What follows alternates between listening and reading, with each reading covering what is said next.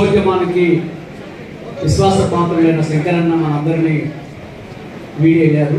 అన్నకి జోహార్లు అర్పిస్తూ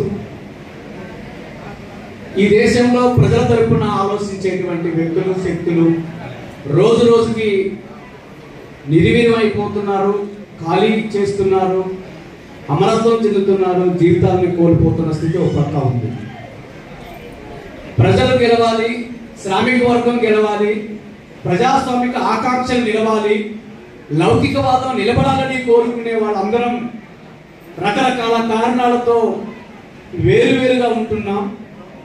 ప్రజల్ని దోపిడీ చేయాలి, ప్రజల్ని విభజించాలి, ప్రజలని మోసం చేయాలి అన్న వాళ్ళు మాత్రం వారందరి మధ్య యూనిటీ ఉంటుంది. దృశ్యం మారిన మన దృష్టి మారటం లేదనే విషయాన్ని మనం గమనించాల్సిన అవసరం అయితే చాలా ఉంది. అందరూ సమాజాన్ని ప్రేమించే వాళ్ళు మారాలి, సమాజాన్ని మార్చే వాళ్ళు మారాలి అని అంటున్నాం.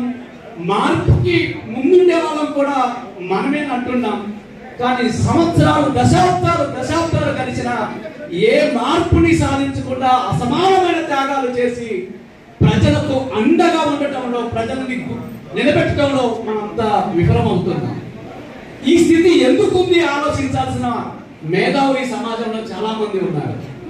కాబట్టి ఇవాళ జమిలి ఎన్నికలు తీసుకొచ్చి హక్కులని, రాష్ట్రాల హక్కుల్ని ఓ పక్క ధ్వంసం చేస్తాడు.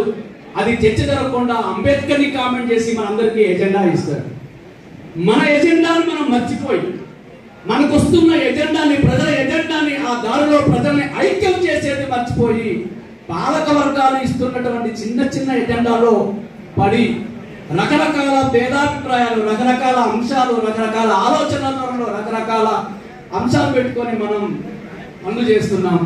కాబట్టి ఇలాంటి సంతాప సభలు, వర్ధంతి సభలు లాంటి దాంట్లో వేదికలు ఐక్యంగా ఉండటమే కాకుండా ప్రజలు గెలవడం కోసం, శ్రామిక వర్గం గెలవడం కోసం ఆకలి కేకలు, ఆకలి మడుగులు, ఆర్తనాదాలు, అవమానాలు ఉన్న జనాన్ని నిలబెట్టి గెలిపించడం కోసం ఏ మేరకు వీలైతే ఆ మేరకు విప్లవ, వామపక్ష, దేశభక్త, ప్రజాతంత్ర స్వామికవాదులు అందరూ కూడా ఒక ప్రత్యామ్నాయ పోరాట మార్గాన్ని పట్టాల్సిన స్థితి ఉందేమో, ఈ దృశ్యాన్ని మన దృష్టికి తీసుకోవాల్సిన అవసరం ఉందేమో ఆలోచించమని కోరుతూ, శంకరన్న నాకు సహచరుడు కాదు కానీ కోర్టులో ఎప్పుడైనా కలిసినప్పుడు చాలా పాతకాలం నాటి విషయాలన్నీ బోధించేవారు.